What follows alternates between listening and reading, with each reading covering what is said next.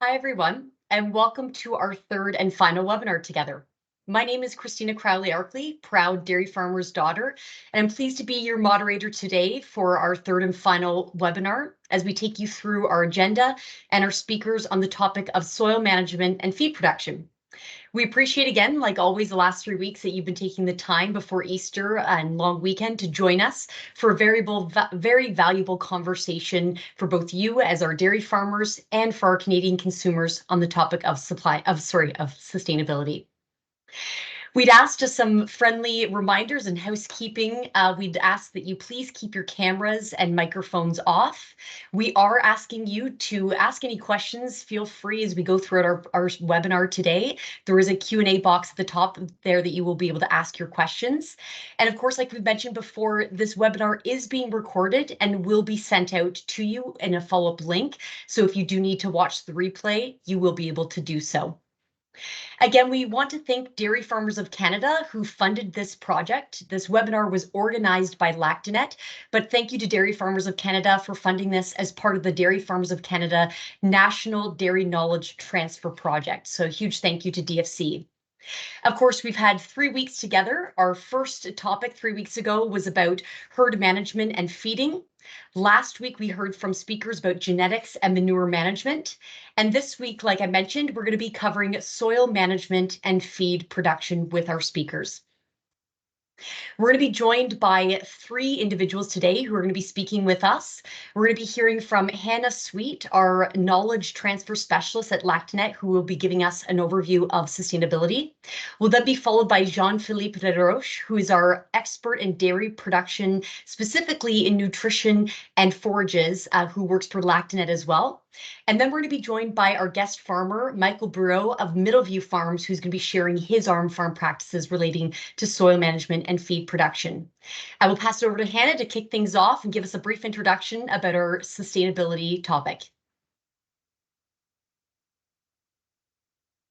Hello, everyone. So for those of you who were with us for the last 2 weeks, just bear with me a little bit. I'm going to give a brief overview of the why behind these webinars for those who are just joining us for the first time this week. So when we are interested in the environment and how it relates to agriculture production, we can evaluate the impact of different activities, as well as how better practices will reduce these impacts. And this can also be applied to issues or contributions related to the economy as well as society. Now, the purpose of these webinars is not to cover all of these issues, even if they concern or involve dairy producers or their stakeholders, such as employees, their customers, as well as suppliers, or even the society that's nourished by food products.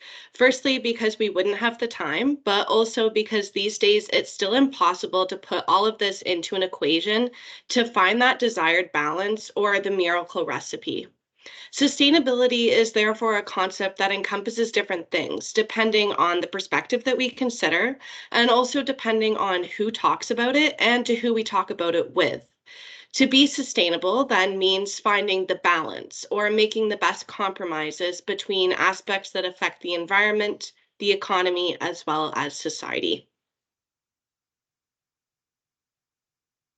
And so our goal is to take a perspective that is in line with the key issues of sustainability, in particular those centered around the commitments that have been made by the dairy sector that will lead to medium to long-term results. A lot of these commitments are at the provincial and national level, including the net zero target by 2050 for the Canadian government, as well as the dairy sector with an intermediate target of low carbon milk by then.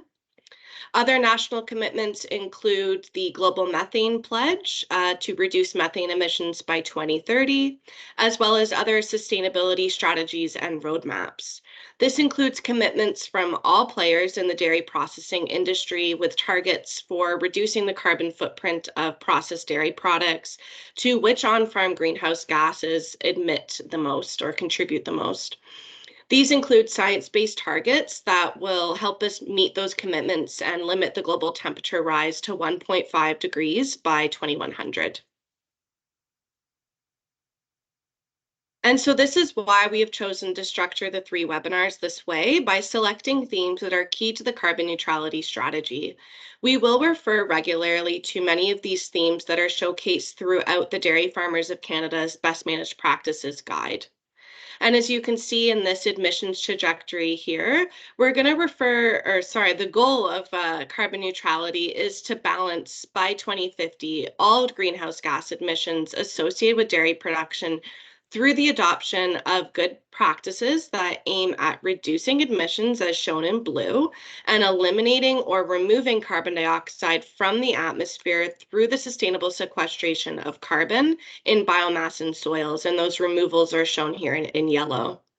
Now, we are aware that emissions will never be zero, and this is why it's important to focus on the best managed practices and increasing sequestration. So when we think about dairy production, there's 3 main greenhouse gases that are of concern, shown here in the figure. So they're mainly carbon dioxide, methane, and nitrous oxide. And each of these have a different impact on climate change per unit of mass.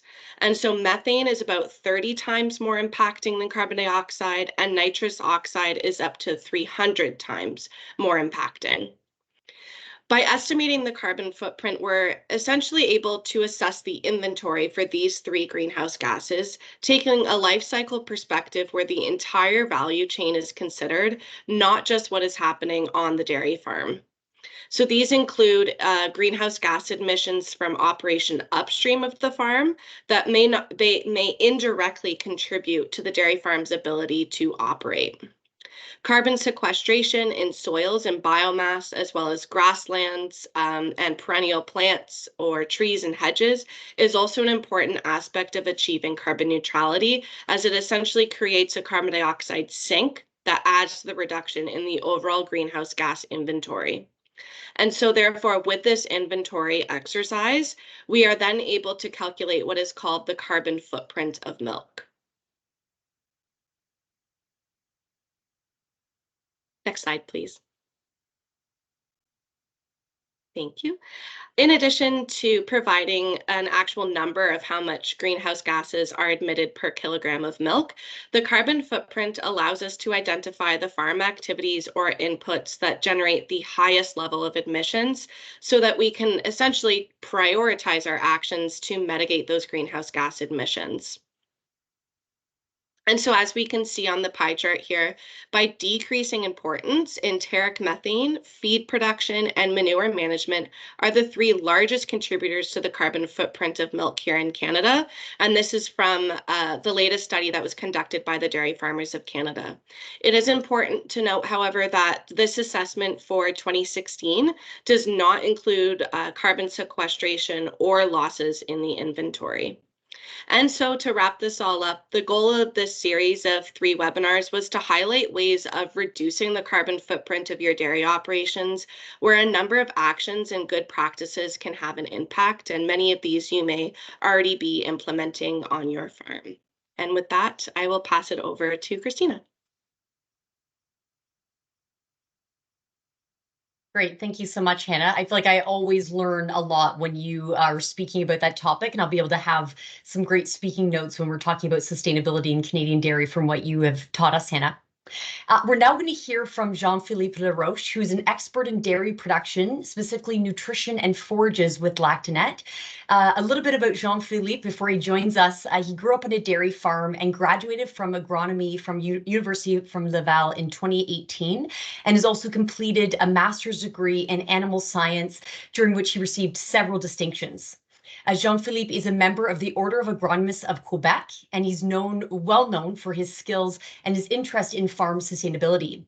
Specifically, forage valorization by ruminants is a subject that he's particularly passionate about, which I hope, Jean-Philippe, we learn exactly what that is and what that means for our Canadian dairy farmers. He joined the Lactanet's innovation and development team in 2020, and during his career, he has been involved in various research projects related to dairy cattle nutrition and forage production. So he's the right person to learn from today on this topic. I'll pass it over to you, Jean-Philippe. Thank you, Christina. I'll share my screen. Should work.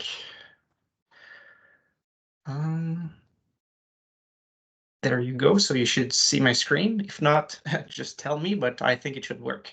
I'm very pleased to be here today to talk to you about soil management and feed production, but more specifically on how we can lower the carbon footprint and the environmental footprint of those aspects. So the first thing I want to look at with you guys is the dairy farm and the cycle of production that we have. So obviously in a dairy farm, we have the livestock who will produce manure that's going to be reused for crops. And those crops will be reused by the livestock to feed them, obviously. The dairy farm can also import grain from another grain farm and is also going to be exporting feeds, but also byproducts. So obviously we're going to export milk, animals, but also in some cases manure and crops. If we take a step back, we can see that the food industry obviously is going to produce food, but that food production has byproducts. If we think about soybean meal, for example, it's a byproduct of the soybean industry and the oil and tofu production, for example. We can also have spent grains or many other meals like canola meals that's going to be used by the livestock on our farm. The food industry can also produce byproduct that's going to be used by grain farm, such as organic waste. And those organic waste can also be used by the dairy farm, of course. If we take a further step back, we can see that the crops is what provides the food industry with food. So for example, if we take the same example of soybean meal. Well, obviously, to produce soybean meal and soybean products, we have to grow soybean in our fields. And if we look downstream at the end of the farm, the industry is also going to be using food, and it can also use manure to produce energy, for example, and to produce residues. If we think about the biogas that's produced by anaerobic digestion plant, sorry. And those residues could be then reused by the farm and also by the grain farm that's producing for the dairy farm. So a dairy farm is therefore a part of a whole bioeconomy, and production in the field is one of the key components of this bioeconomy, and not just on the dairy farm. We're typically in a circular, within a circular economy in which production in the field is recurrent. So you can see that the feed production, whether on a dairy farm or on a grain farm, is central to the economic sustainability. Consequently, the environmental performance of feed production becomes one of the keys to the environmental sustainability of dairy production. This step back that we have just taken make it possible to realize two important things. First, the field and the soil constitute an important capital for a dairy producer, even if it's not only its land that is at stake, but also those of actors throughout the value chain. It's therefore important to maintain this natural capital in health so that it's productive and sustainable. Secondly, when one performs an environmental assessment of milk, for example, a GHG or greenhouse gas assessment, and we want to calculate the milk carbon footprint of milk, one must consider as long as possible all of these connections that we see on the screen to consider the impact of the operation that don't take place directly on the dairy farm. So here we're going to look at three indicators of environmental sustainability by starting with carbon footprint. We see that we have the evaluation for 2011 and 2016, and we have different colors to show the different aspects of the carbon footprint for 1 kilogram of milk. In green, that's the aspect we're going to look at more closely, the feed production, and we can see that the feed production will constitute about 28 to 30% of the carbon footprint of milk. And three main emissions are going to contribute to that feed production aspect. So mainly the nitrogen oxide from soils, the CO2 from machinery, and the greenhouse gas associated with the production of fertilizers. The study also assessed water consumption per kilogram of milk. So as you can see, nearly 75% of the water consumed is associated with feed production, which may raise issues of water availability depending on the region of Canada, just as this availability may be affected in the future in the context of climate change. It should be noted that this profile is a Canadian average, and water consumption for food production varies greatly from one province to another across Canada, depending on whether irrigation is used or not. And finally, there's a third indicator, is land use. Obviously, almost all of the land that we use for dairy farming is used for feed production. This raises the issue of the dependence of dairy production on the health of soil, which we know are naturally associated to interdependent natural physical and biological cycles, the carbon and water cycles, which enable life and biotic production. Their capacity to sequester carbon is also another important aspect, and their role in supporting biodiversity. If we look closely in the aspect of feed production, we see that in the left graph that we saw earlier, 22% of the milk carbon footprint comes from on-farm feeding production, but only 6% comes from purchased feed production. And if you look at the table on your right, we can see the amount of dry matter, of kilograms of dry matter used per kilograms of fat and protein corrected milk. So obviously, as we all know, the on-farm feed represent the vast majority of the kilograms used to produce a kilogram of milk. And if we look at the difference between 2011 and 2016, we see that it takes less feed to produce a kilogram of milk. So that means we're more efficient. We can produce the same amount of milk with less feeds, and that means less environmental impact too. Here we can look at the greenhouse gas emission per megajoules, which is a unit of energy. It's similar to megacalories, and we have different feeds. So the first place we have alfalfa, which obviously will provide protein but also energy, and we also have annual crops at the right. What we can see is that when we compare alfalfa to annual crops, we can have up to 3 times lower emission per megajoules of energy for perennials. And even when we look at the difference between different annual plants, we can see that it can vary by a factor of 2.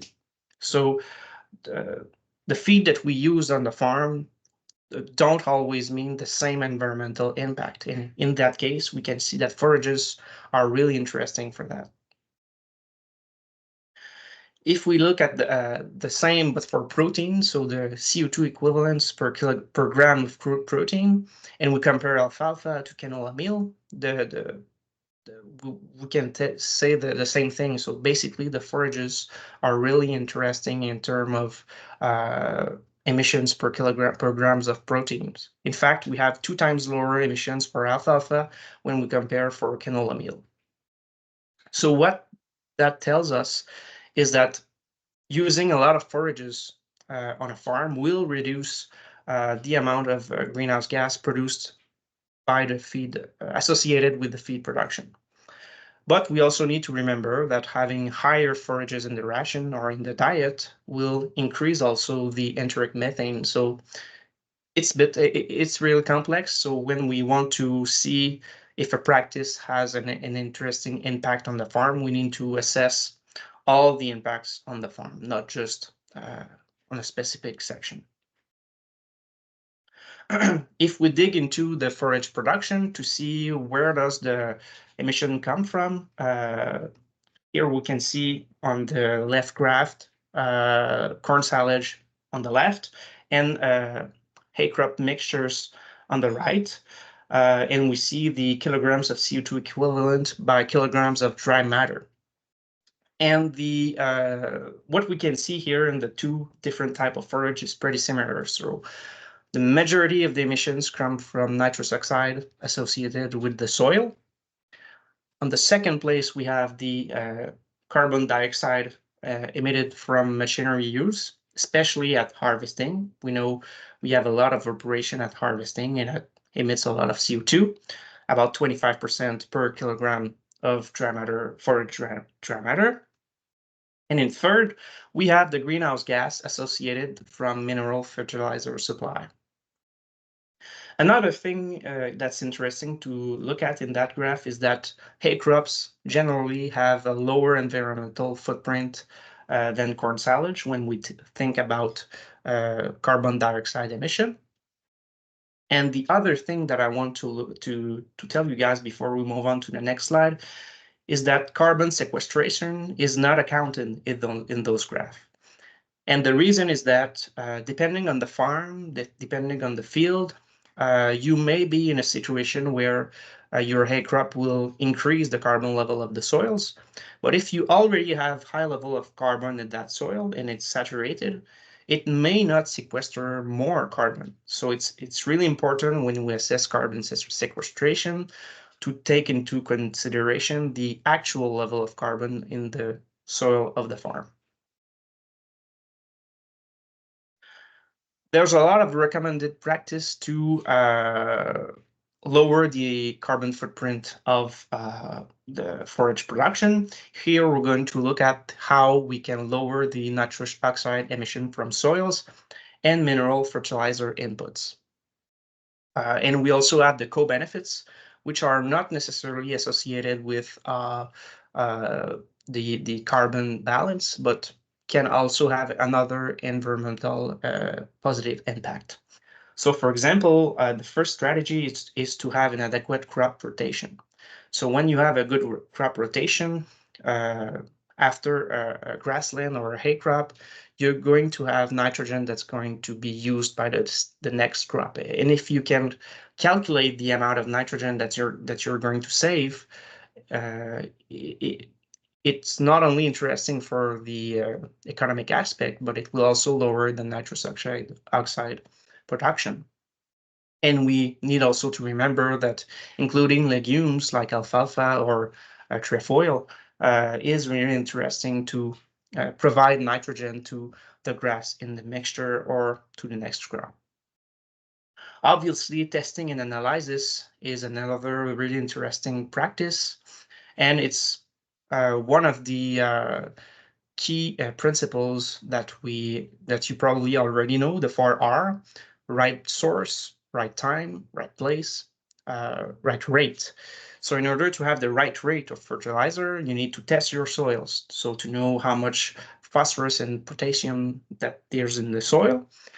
And you can also test the organic inputs that you're going to use, for example, manure, to really evaluate how much nitrogen that's going to be given to the crop.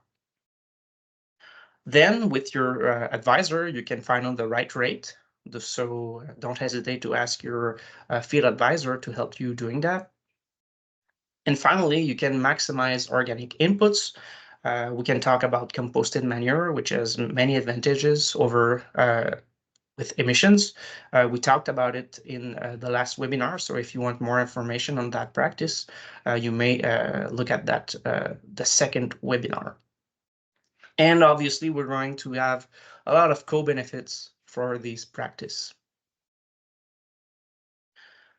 Again, we're talking with the nitrous oxide emission, how to reduce that. Another strategy is to have enhanced efficiency fertilizers that will lower the nitrous oxide emission to give the the right amount of nitrogen to the plant where it needs it. And also, as a co-benefit, you will reduce the nitrogen and phosphorus loss and associated issues, for example, eutrophication of the lakes and river. We also want to have the fertilizer at the right time, so we're talking about split application. For our organic fertilizer, we talk about rapid incorporation. For example, in Quebec, we recommend to incorporate the manure in 24 hours, ideally. And we also have that co-benefit of reducing nitrogen and phosphorus loss. Lastly, we can talk about precision agriculture to really have the right dose at the right place in the field and with a co-benefit of reducing machinery and fuel use. Here we're going to look at how we can reduce the carbon dioxide associated with the emission from machinery. So there's two main strategies that we can look at, or two main themes. First is to change the machinery, or second is to reduce the use of machinery. So if you want to reduce the emission of the machinery, you can look at fuel efficiency by having the right maintenance, or you can also replace or upgrade equipment if it's a good time to do it, and if it's interesting for the economic part too. Obviously, we hear more and more about fuel conversion. We hear about alternative fuel like electric tractor, which is really new, but I never saw it on a real farm for now in Canada. But I think we need to look at this and see if it's going to be interesting also for the economic part. It's nice to mention also that it could be really interesting from a greenhouse gas perspective, especially in the provinces where the electricity comes from renewable energy. There's also biodiesel, which is really interesting because when you look at the carbon cycle, even if the carbon dioxide is produced by the biodiesel, it accounts for zero when the experts try to calculate the carbon footprint of milk. And the reason is that that carbon comes from biogenic sources. And especially in areas where we have anaerobic digestion plants, biomethane could also be an alternative fuel that's interesting. And finally, we can reduce the use of machinery. In a lot of provinces in Canada, we talk more and more about reducing tillage, for example, no-till or other techniques like that, with the co-benefit of reducing compaction and reducing carbon loss in the fields. And again, we can talk also about precision agriculture, which has the co-benefit to minimize inputs like fertilizer and pest control. So right now we're going to move to the second part of my presentation, and I'm going to talk about land management. To introduce the subject, I would first like to give you an overview of what can happen when a decision is taken in relation to land management. For example, when it's decided to assign a particular use to a piece of land, a field, and then to work it. In theory, a lot of things can happen because a given intervention can affect the following properties or characteristic, which concern the properties of the soil on the one hand and living species on the other. I'm not going to list them one by one, though. But all of these characteristics make up that what we are known as the ecosystem services that soil can provide. As well as offering the potential for biomass growth, these services contribute to overall resilience to a warmer, drier climate and extreme events. It can be said that the good condition of full potential of these properties characterize a healthy soil and contributes to the ecosystem quality beyond the surface soil, since there are interactions and regulations with what goes on below and in the vicinity. Ultimately, these ecosystem services contribute to feed and food production. Their sustainability is therefore contributes to our food security. So any change brought about by the human intervention will affect these services either positively or negatively. What we all want is to improve the sustainability of our land, or to avoid misusing the land and depleting the level of these ecosystem services. Let's take a closer look at one of these services, that of carbon sequestration. As you all know, there's a lot to talk about this subject. So here you can see a map of Canada that was produced by Agriculture and Agri-Food Canada in 2016. In green, you see areas where there's a large decrease of carbon in the soil. So that means carbon emission by the soil. And in brown, you can see that the regions where there's a large increase in carbon in the soil. So here we are talking about carbon sequestration. So we can note that in prairies, there's a relatively low carbon in the soil, but it's increasing due to good practices that are being implemented by the producers there. For example, reduction in tillage intensity and reduction of area under summer fallow. In Eastern Canada, there's a relatively high carbon level in the soil, but it's decreasing. And the main reason is that there's a steady conversion of tame pasture and hayland to annual crops, which do not increase soil organic matter as much as perennial crops. Here, the researchers at Agriculture and Agri-Food Canada try to predict the risk of carbon degradation in our soil, assuming the practice that we had in 2016 were maintained, and assuming an optimal level of carbon in the soils. So what we can see here is that in the prairies, there are a lot of regions where the risk is low that the soil will be emitting carbon. But there are still zones in which there's a moderate risk, probably because there's more annual crops in those regions. And when we look at Eastern Canada, if we don't change the practice that we had in 2016, well, there's a moderate to high risk that we're going to lose more carbon. So in Eastern Canada, we need to make a change to really increase the carbon in our soils. Here we're going to talk about other strategies that's going to impact the economic ecosystemic services, for example, wetland conservation. So the actions that you could take on the farm is to consider restoring wetlands or to avoid draining existing wetlands. There is a lot of benefits associated with those two actions.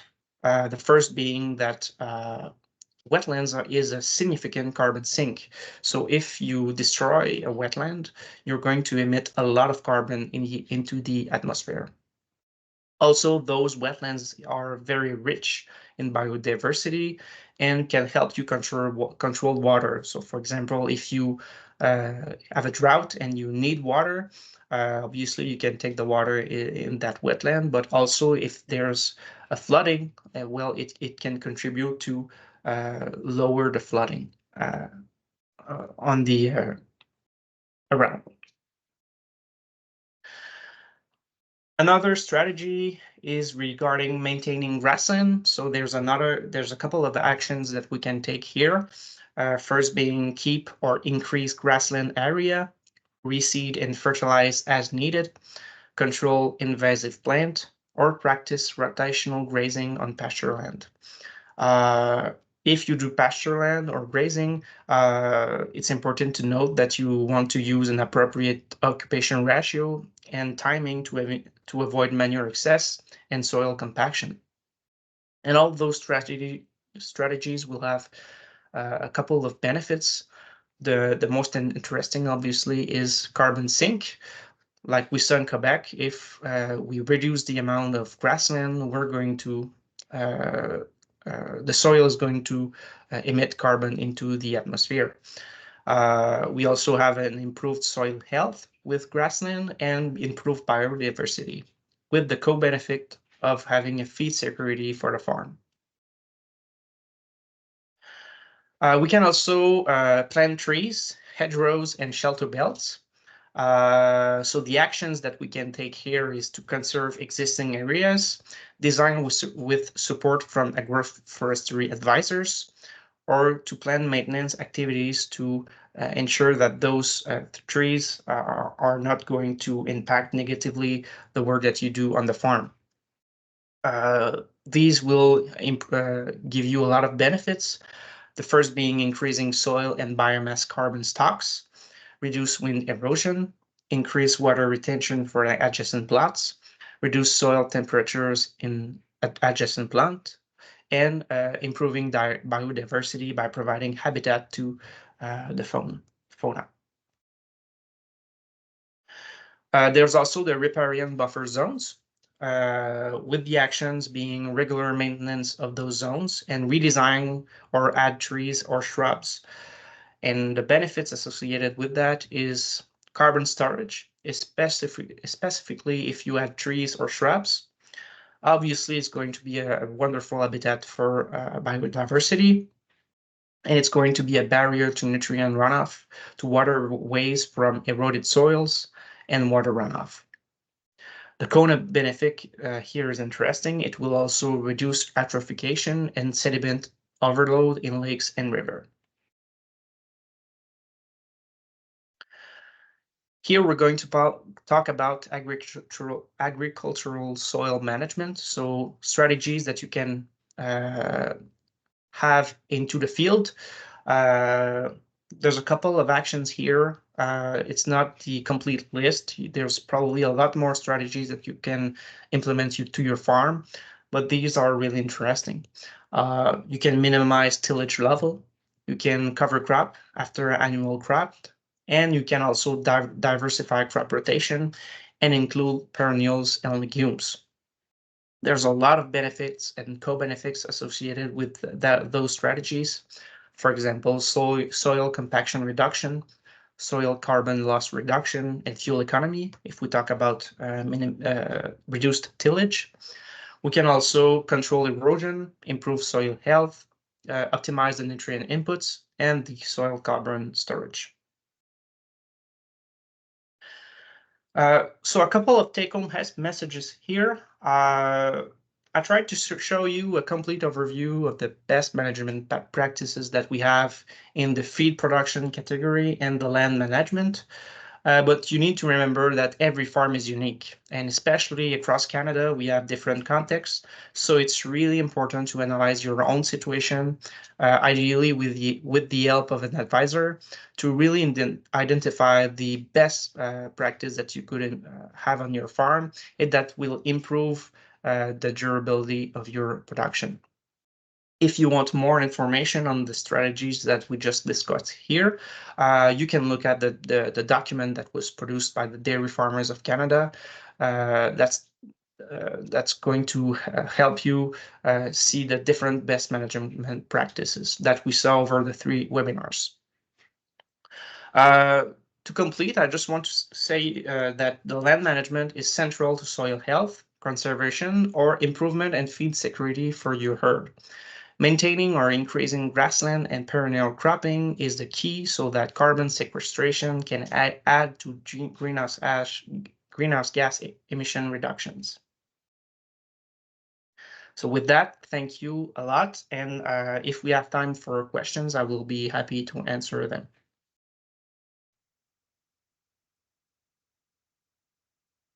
Great. Thank you so much, Jean-Philippe. I feel like there's so much that you provided there that I feel like I'm going to have to go back and watch it again to take in all the information, because there is a lot to soak up, and it's extremely helpful information for our audience and of course for our industry professionals as well, for all of us to learn about the sustainability journey and what this means. I know I don't see any questions in our Q&A box. I do know you're going to be joining us in a little bit after our next presenter. So by chance, if anyone has any questions, we'll feel free to keep you there as well. But thank you so much for all of that amazing information. I'm now very excited to be introducing our guest farmer, our speaker today. Welcome to Michael Breau of Middleview Farms. He's going to be interviewed by Diane LeQuinn, who's our strategic advisor at Lactanet. Michael, just briefly, I'll give you a quick introduction. He's a dairy farmer living in the village of St. George de Clarenville in Quebec. And after this, the presentation of his family and farm, he's going to be interviewed by Diane. But in terms of what we're going to learn from learning from what Jean-Philippe just taught us and what we're going to learn from Michael is he's going to discuss the best management practices that his family introduced on his farm years ago and are still using today. So I will pass it over to you, Michael, and we look forward to learning from you.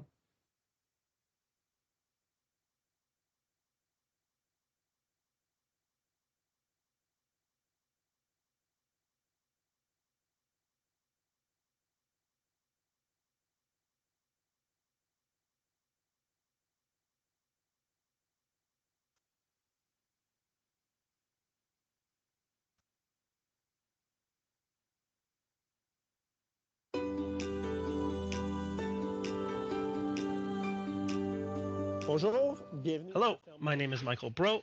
Welcome to Middleview Farms. I'm a co-owner with my parents Serge and Monica and with my sister Shannon as well. My parents bought the farm in 1989 and we built a new barn in 2016 with 2 milking robots and a compost bedded back. Compost is mixed twice a day and wood shavings are added about once a week. We have 100 cows in lactation with an average of 12,000 liters per cow per lactation. Right now, for the last month, we have an average of 38 liters a day with a fat test of 4.5, and we produce around 155 kilos of quota. We farm 200 hectares and we rent another 75. We grow corn, corn silage, soybeans, winter rye, and alfalfa. The land that we rent is mainly used for dry hay for the heifers. Some of our sustainable off-field practices includes the compost bedded pack. Cows are really comfortable, so they last longer in the herd. It's also an added value in the field. It tests very well in terms of nitrogen, phosphorus, and potassium. One of our main priorities on the farm is the cow comfort. That was kind of the main reasoning for going with our bed pack. In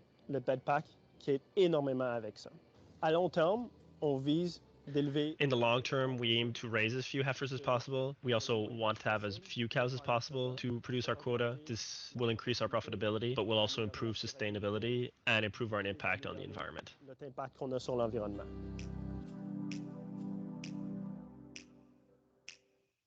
Hello, my name is Diane Lequin, Strategic Advisor at Lactanet. I've been working with Middleview Farm to offer them advisory services in feeding and management since June 2020. So it's my pleasure to introduce you Michael Breau. Michael, can you describe the rotations you use on the farm? So a normal rotation for us is grain corn, corn silage, soybeans, and winter rye. That would be basically our normal rotation, but then also in some fields we'll add alfalfa into the rotation. So we don't really consider that as our normal rotation because not all fields will go into alfalfa. We mainly try to target fields that are close to the farm, which makes it easier for us to do haylage.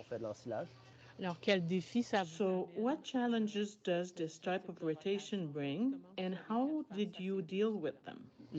I'd say the biggest challenge is that we always need a certain amount of corn silage to meet the cow's needs. The same thing goes for haylage.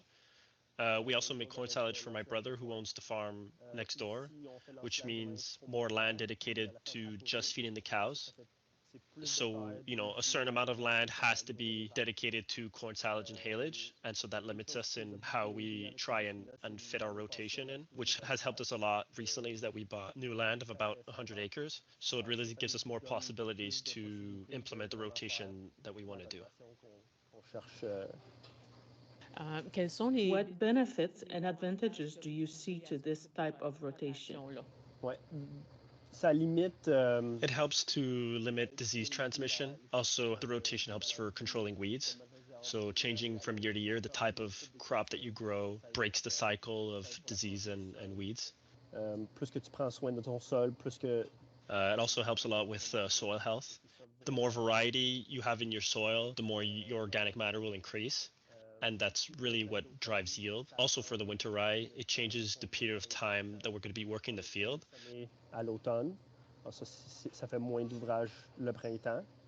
So we're planting it in the fall, which means less work in the spring, and then the harvesting takes place at a different time during the summer. Ça fait moins de travail au So then that removes some of the work during the spring and the fall.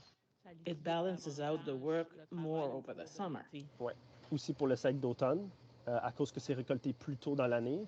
Yeah, exactly. And also for the winter rye, because it's harvested earlier in the year, the initial goal we had was we wanted it to give us more time to do field work like drainage and leveling. Ça nous donne plus de temps pour faire ça. Est-ce que tu voudrais... Would you like to tell us about the context that led your farm to improve its field practices? Alors moi puis mon père. So my father and I, we always had an interest in integrating cover crops into our rotation. We knew it was something good to do, that it was a good practice to have.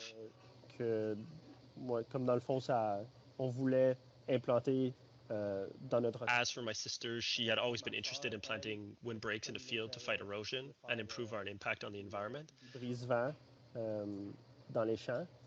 So it was just kind of like a family agreement that this is something we wanted to do. One thing we've been doing for around the last 25 years is strip tilling. We use a machine called a zone till. It prepares the soil in strips. Initially, it was something my father wanted to do just to help for managing the rocks in the fields. We have quite sandy soils and we have lots of rocks. So mainly it was used to help for that, but then over time we realized that that's something that really benefits the soil to have minimum tillage. And for the soybeans, we do completely no till. We started mainly using cover crops about 2 to 3 years ago, and it's something we want to try and implement more and more. D'en faire plus. Michael, What was the main purpose of adopting cover crops? Principalement. Mainly our aim then and now is to keep the soil covered at all time to fight erosion, also for compaction. Principalement pour combattre l'érosion. So for example, after corn silage, the soil is uncovered for quite a long time. C'est beaucoup de chance, justement. It's completely bare. There's a really high risk of erosion. And also it really does help to reduce compaction and improve soil health. Okay. Fait que Erosion? We're talking mainly about water erosion? And also the wind. We're in a region that gets lots of wind, and more we're having winters where there's not much snow. So having something in the ground, having roots in the soil really helps for keeping the soil together and preventing erosions of all types. Do you see any other benefits besides erosion control to cover crops? Yeah, so it helps a lot with compaction, and depending on the type of crop you choose, you can have green manures that will enrich the soil. You could have crops that fix nitrogen. You can have crops that have really deep and large root systems to help against compaction. So in general, it just like has an overall improvement of the soil's health, which can lead to being able to use less fertilizer, and that has a major impact on profitability and also on the environment. I imagine that from a ration standpoint, you can use these crops as feed if you need it too. Comme après le sec d'automne, Yes, like after the winter wheat, we do a crop of peas and oats. That's something that we're able to chop for the cows, and it tests quite well, actually really well from what we've seen for the past 3 years. So it's a really interesting crop that we can do. Est-ce qu'il y a des défis? Are there any challenges you've faced when you've wanted to grow cover crops? And what solution have you found to meet those challenges? Face à ces défis-là. ben, on est encore un peu dans le milieu de trouver les solutions pour ça. So we're still a little bit in the middle of finding out solutions for different types of cover crops. An issue is what kind of crop to use and also the timing of when to seed it. So one big challenge we had was with corn silage. We find that by the end of the year after we've harvested it, it's too late. On trouve que à la fin de l'année, quand on a récolté l'ensilage, c'est trop tard et souvent la culture. We're really, really busy at that time, and so the crop doesn't grow as well. Très occupé. On a essayé cette année. Last year, we tried broadcasting a cover crop at the same time as granular fertilizer before the rows close, but the results were not very good. We tried it in one field and it didn't go well, so now we need to figure out if the solution is to change a type of crop Pas super bien été. Alors là, c'est à voir, est-ce que la solution, c'est de changer des or if it's because we didn't seed it at the right time and maybe that's why we didn't get good results. So we come back to what you were saying earlier about doing small-scale tests to be able to adjust. Ça, c'était la première année qu'on avait. That was the first year we had tried that. So that's kind of the thing about, doing it small scales. We did it in one field that didn't work well. So now we'll try something else. And if it's something that we find something that works well then we can expand to doing it in all of our corn silage fields. De réessayer. Est-ce que tu vois tes Do you see your fields as having the same advantages as a cover crop? Oui, mais Yes, even better, I'd say. Alfalfa will fix nitrogen, for one. And also, it's a crop that you have for multiple years in the field. And so it really has time to create an extensive root system in the soil, which will help a lot for decompaction. de racines qui peut décompacter le sol. Est-ce que la mortalité Is winter mortality an issue in your area? Yes, it's definitely an issue. Every year we look at how the winter affected the alfalfa fields, and then we adjust depending on what the results are. Ideally, we like to try and keep the fields for at least 4 years. One thing that we've done to extend the life of our fields is if we had a lot of alfalfa winter kill, we seed clover into our mix, and then so that kind of adds some value to the field and helps extend its life a little bit. If we have a winter where we have a lot of winter kill and a lot of the alfalfa didn't make it, that's when we see that the clover that we've added kind of takes charge and grows more and spreads, and then we still have really good yield. So by adding that, we add to the life of the field while maintaining a good yield and maintaining a quality silage for the cows. So it's a really interesting way for us to fight one of our challenges. Façon de combattre ce défi-là. OK. Fait que c'est un... Therefore, it's synergy between the different plant that makes the yield. So we were talking about the sustainable practices of cover crops and crop rotation. Silage yield are good. How are the yields of the other crops you grow? Because in soybean, you don't use strip cropping for now. En général, c'est très bien. Le maïs grain, le maïs. Overall, it's very good. Grain corn and corn silage in general, we have very good yields. I think there should be a picture on the screen that shows a summary of our yields. Since we've been growing the winter rye, the yields for that have been really, really good, both for grain and the straw, so that's really encouraging. I'd say our only weakness is for the soya. I think because it's no-till, our yields are a little bit lower. It's something that we want to try and fix in the future and see how we can increase our yield. Maybe if we start zone tilling for the soya as well, that's something that will help for the yields. Pour faire la culture en bande avec le soya aussi. OK. Parce que dans le soya, vous n'utilisez OK. pas la culture en bande pour le moment. Okay. OK. Vous pratiquez You le practice travail minimum de tillage la and culture strip en cropping. bande.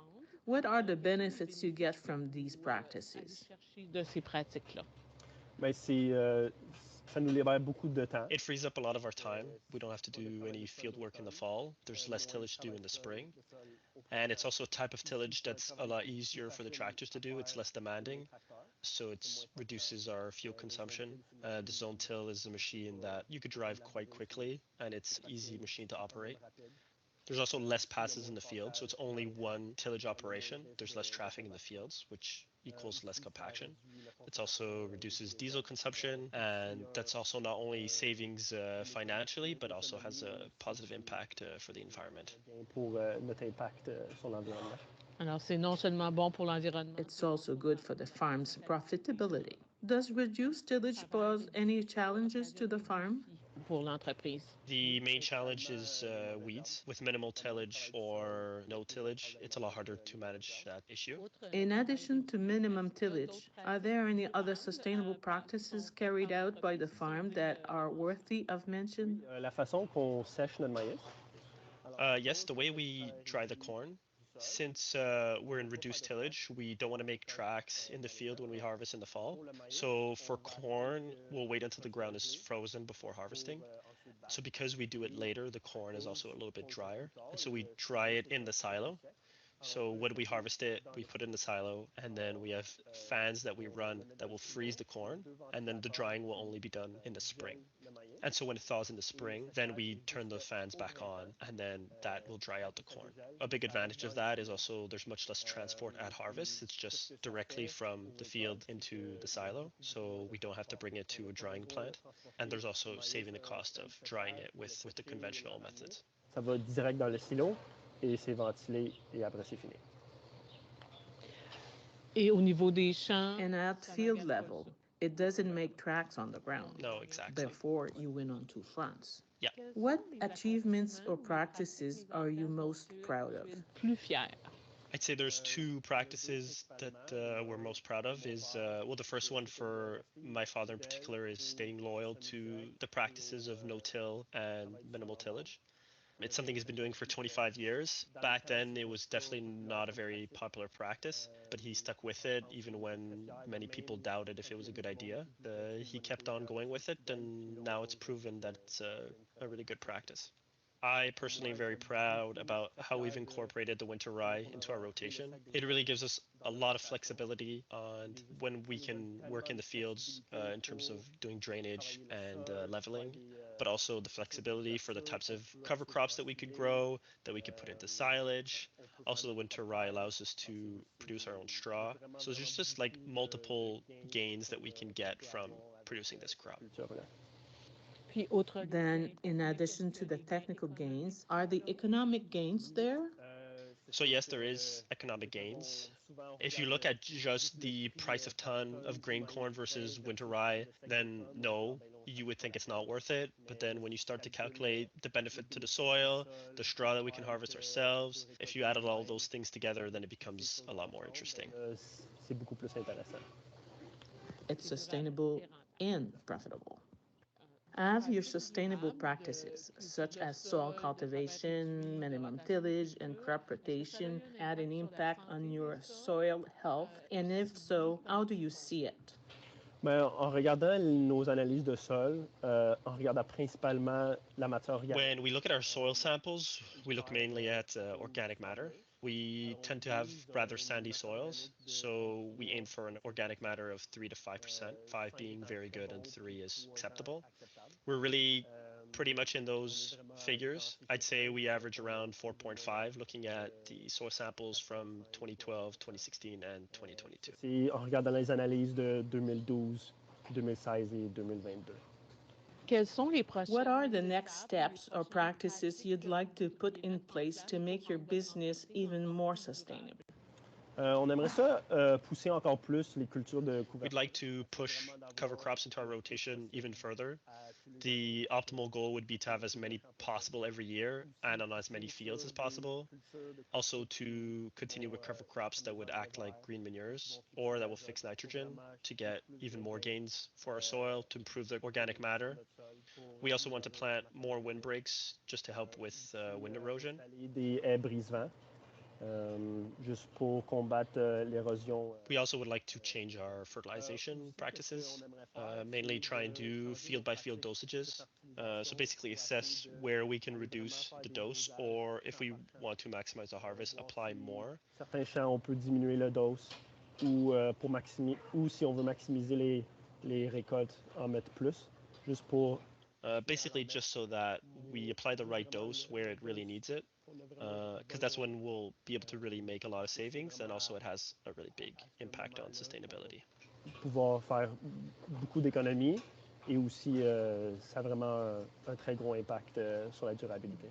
Alors, le bon dosage. So, the right dosage of the right fertilizer at the right place.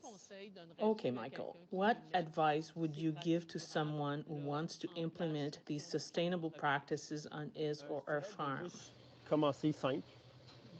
Commencer par une chose à la fois. I'd say start simple, start with one thing at a time. All the practices we do on the farm, we didn't just start them all at once. It was one thing and then another and then another. So if you want to start cover crops, try it on one field and see how it goes. With tillage practices, it's harder to start small, but if it's possible, you can rent a machine or make modifications just for one field only. I think it's pretty feasible to do experiments without taking significant risks or without investing too much. But mainly, I'd say it's really important to remain patient because a lot of these types of changes are not something that you'll see results immediately, but it's something that you'll see over time. Aussi, je dirais principalement de rester patient parce que ces changements-là, tu vas peut-être pas nécessairement voir un résultat tout de suite, mais c'est quelque chose avec le temps que tu vas vraiment voir des améliorations. Aussi, je pense c'est. I think it's really important to surround yourself with people you can trust, people who are specialists in their field. An agronome or your advisor can give you different ideas, can discuss things with you. Sometimes just having someone from outside of the farm, they'll have a different perception, a different point of view. When you're doing the same thing every day, sometimes it's hard to see things differently. Quelqu'un à l'extérieur de l'entreprise ont différentes vues sur les choses. Quand tu es dans la même chose à tous les jours, des fois, on a la misère de voir d'autres choses. Okay, Michael. What advice would you give to someone who wants to implement these sustainable practices on his or her farm? Je crois les. I think what drives us most to implement these practices is that not only are they sustainable, but they're also profitable. So you really get the best of both worlds. Vraiment chercher le meilleur des deux mondes. Ben, merci beaucoup, Michael, pour ton temps. Thank you very much, Michael, for your time and knowledge, and have a good spring coming up. Merci, Sarah. Thank you.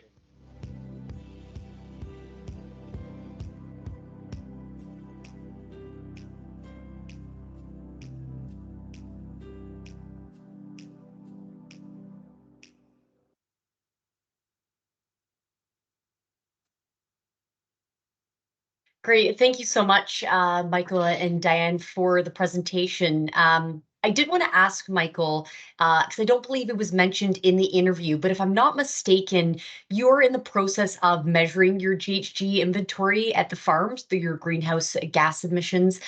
Could you tell us what motivated you to embark on that and what you hope to gain from it in the future?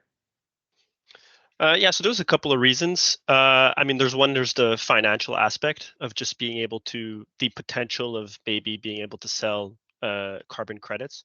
So that was one of the aspects that came into it. A second one was just having a better idea of what our emissions are. Just, knowledge is power. So just having where are we at and what type of improvements can we make to get better. And just in general, like that's just something that as a group we find important is to try and improve our sustainability, and we do think that that's something that the consumer is gonna want to see as well in the future. I appreciate that. You've clearly put a lot of thought into that, and there's a lot to learn from what we heard from you in your interview with Diane for other farmers to learn from about what they can do on farm. So really appreciate your time, Michael. No problem. Thank you.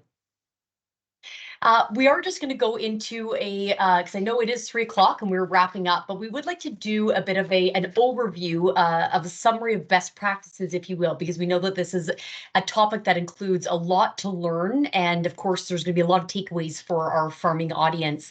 So what the next 3 slides are going to do are just going to summarize the best management practices that have been associated with our theme today of talking about feed production and land management. So, and of course, all of this is going to be included in the Dairy Farmers of Canada guide that we will provide the QR code at the end for, that you can have access to for free. But what you're seeing on this slide here is a summary of whether the practice helps to sequester carbon, reduces greenhouse gas emissions, and whether it contributes to the resiliency in climate change and improves soil health and biodiversity. So in addition, and this is feed production that we're specifically talking about, it's a qualitative estimate of the return on investment that's provided, as well as a GHG mitigation potential made possible by the introduction of the practice. So i.e. reduction in greenhouse gas emissions and carbon sequestration. So this table here being presented shows the practices implemented that we saw by Michael, our guest farmer today, which he was able to tell us about. And you can see that he ticks all the boxes, so to speak, when it comes to feed production in best management practices. So hats off to him and what him and his family are doing on the farm. Now, our next slide speaks to practicing for our nutrient stewardship. And this table specifically addresses the practices associated with fertilization, i.e. the 4 Rs. And what is noteworthy is the high return on investment and the multiple benefits of organic amendments. Naturally, this is a widespread practice among dairy farmers, but it is estimated that 9% of Canadian dairy farms were not using organic amendments of any form in 2022. So there's definitely room for improvement here when it comes to practicing for our nutrient stewardship. Lastly, in terms of summarizing our best management practices, when we're speaking about land management, and this table recalls, it notes that the GHG mitigation potential indicated in our last column, as well as the return on investment to the left, provides an order of magnitude, given that there is always great variability in practice from one farm to the other. But it should be kept in mind that all practices help to increase the resiliency of land and feed production for future climatic events. So whether that's related to temperature or precipitation, this is an increasingly important aspect to consider these days and in the years to come when you're farming. So just three very helpful summaries of our best management practices, again, when we're talking about land management. This has been a lot of information today. We hope you found this really valuable. And of course, like me, you may need to go home and watch it again when we send out the recording. A lot of this information that we've been talking about both today and in our last 3 webinars can be found in best management practices in the guide that has been provided by Dairy Farmers of Canada. So if you do pull out your smartphone and you take, you pull out your photo app and you're able to access this QR code, it will take you directly to this NetZero by 2050 Best Management Practices Guide offered by DFC. Now, of course, we have offered a ton of information here on sustainable practices that may be of interest to you. So if you'd like to find out more, there are a number of resources, both on Dairy Farmers of Canada's website, on the ProAction website specifically, and on Lactanet's website. So again, if you have your smartphone in front of you and you pull it out and scan this QR code, it will take you directly to the link that has all of these resources provided for you, because we have provided a lot of information to take in. If you are interested in more program information, especially around incentives relating to sustainability practices, if you scan this QR code here as well, it will take you directly to a number of the programs and incentives that are provided as part of this project being, as we're learning about today. Now, of course, this is the final 3rd webinar that we have did in this series about sustainability. So we'd like to applaud Dairy Farmers of Canada for funding this. And thank you so much as well to Lactanet for organizing all of these. And of course, this has all been part, as I mentioned, as part of the DFC National Dairy Knowledge Transfer Project. So again, thank you so much to Dairy Farmers of Canada for doing this. Thank you to our speakers today, to Hannah, Jean-Philippe, and Michael, and of course to Diane in interviewing. We appreciate your participation as our speakers. To all of our speakers in the last 3 weeks, it has certainly been a lot of information that we've been learning on in this journey together. And like I mentioned, this is the final 3rd and final webinar that completes our series. So we hope this information presented has motivated you in what there is to learn, and of course to be more sustainable on your farms. If you'd like to review any of the webinars that we've recorded and we'll be sending out, we will be making them available on the Lactanet website shortly, along with all the information on resources and programs, incentives, and funding programs. So the email will come out with next week, most likely, with the links that you will need. But again, it's been a pleasure to be with you on this learning journey the last 3 weeks. We really thank you, our farmers and our industry professionals, for joining us here today. We hope you keep well and have a wonderful Easter weekend ahead. Thank you again for joining us.